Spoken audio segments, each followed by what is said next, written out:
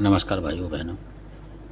तो किसी का कमेंट्स था, तो उन्होंने बताया था कि जो कन्नौज में जो मैंने बताया आपको, जो श्रेमकली हैं, इनको छैमकली बोलते थे, श्रेमकली बोलते थे, तो उनके मंदिर पे कोई आता है। तो उन्होंने बोला कि ऐसे पूछा था कि अंदाजे से कि कौन हो सकते हैं, तो अलग अलग बात है। तो मैं भी एक अंदाज़ा ही बताऊँगा आपको, क्योंकि वो आते जाते तो दिखते नहीं हैं। मैहर में तो है कि आला और इंदल आते हैं, ये पक्की बात है।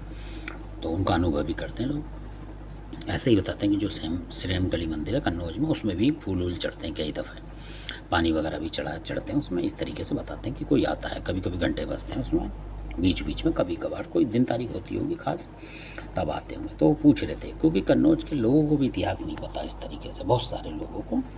तो जिनका कमेंट्स आया तो वो बोल रहे थे कि वो भी कन्नौज के ही रहते हैं आसपास गाँव में। तो उन्होंने बोला कि हमने वहाँ भी पूछा था मंदिर पर, तो लोगों ने हमें सेटिस्फाई नहीं किया कोई कि क्या हो सकता है। क्योंकि जिज्ञासा वाले लोग जिज्ञासा रखते हैं और पूछते हैं, क्योंकि पता भी रखना चाहिए। जब आया है ज़िंदगी में तो आप सब चीज़ का पता रखना चाहिए, इतिहास का। तो वो कह रहे थे हमें पता नहीं लग रहा, कोई आला उदल बता रहा कोई को। तो मैंने कहा, जब उन्होंने बोला तो इसलिए मैं वीडियो बना रहा हूँ कि आला उदल का मैं मतलब नहीं हो। तो रहे थे खाली थोड़े दिन। तो जो श्रेमकली माता थी, वो सबसे बड़ी आराध्य जो थी उन लाखन की, जिनको मैं बता रहा हूँ। फिर बताता हूँ आपको एक बार, शायद इतिहास पता ना हो, आपने पढ़ा ना हो, उस तरीके की बात है ये, और ना ही किसी बुजुर्ग ने आपको बताया होगा। ये उन लोगों की बात है जो कन्नौज से निकल के भी आए, उनके बारे में बताऊँगा कि उन्होंने बहुत अच्छी एक लीक पकड़ ली और आज वो सही है, मतलब उस तरीके से। वो कभी बताऊँगा वीडियो पे। तो वो लाखन थे। क्योंकि लाखन बहुत ज़बरदस्त पूजा करते, जैसे आला उदल करते थे, मलखान वगैरह इस तरीके से, इंदल वगैरह इस तरीके से ये करते थे। और जब ये चले थे लड़ने को, जेत खम की लड़ाई, आखिरी लड़ाई जो मानी जाती है, बहुत बावनगढ़ के राजाओं से आला उदल जो थे लड़े थे। मलखान उस टाइम नहीं थे, मतलब मारे जा चुके थे उससे पहले पहले, ये उस टाइम की बात है। तो लाखन भी उनके दोस्त थे, तो मदद करते थे। एक दूसरे की पगड़ी पलटी हुई थी इन्होंने, मतलब एक ही पगड़ी एक ने पहनी हुई थी, क्या नाम, मतलब इस तरीके से एक दूसरे की विपदा में मदद करेंगे।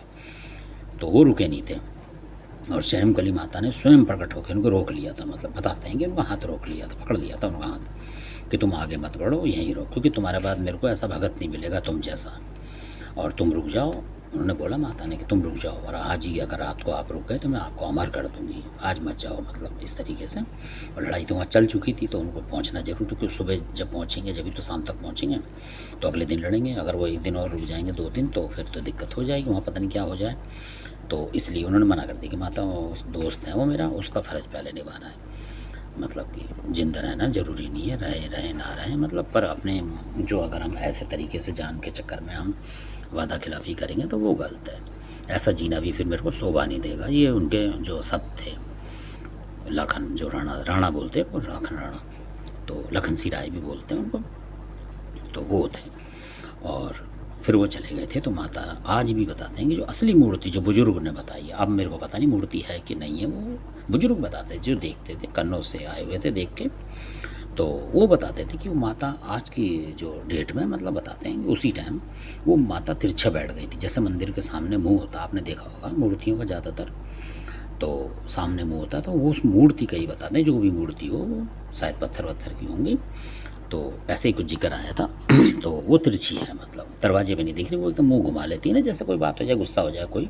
आपने देखा होगा, अगर आपकी माँ रुष्ट हो जाए तो एक तरफ को मुंह कर लेगी, लड़का नहीं मानेगा। तो ऐसे उनका मुंह आज भी, आप जाके देखें सच्चाई को है कि नहीं है। और अगर नहीं है उस मूर्ति का मुंह, तो समझ लो वो मूर्ति तोड़ दी होगी किसी ने, फिर दोबारा रखी होगी कोई। और अगर वो मूर्ति तिरछी है वाकई में, उसका मुंह फेस जो है थोड़ा तिरछा है, तो समझ लो कि वही माता है जो रूठ के एकदम मुंह कर दिया। मतलब इतनी शक्ति थी, वो उसी टाइम पत्थर हो गई वहीं।